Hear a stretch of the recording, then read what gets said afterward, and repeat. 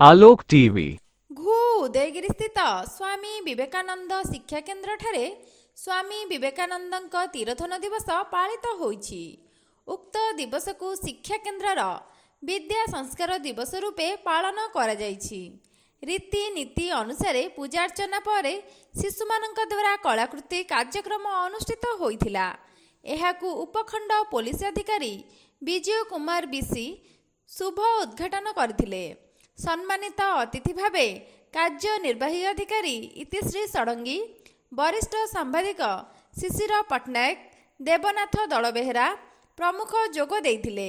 स्वामी विवेकानंद उपरे छात्र छात्री मानकु चुंबकरे सूचना प्रदान करथिले।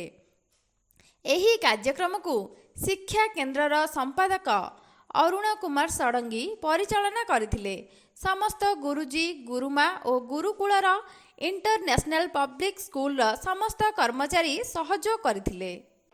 ब्यूरो रिपोर्ट आलोक टीवी।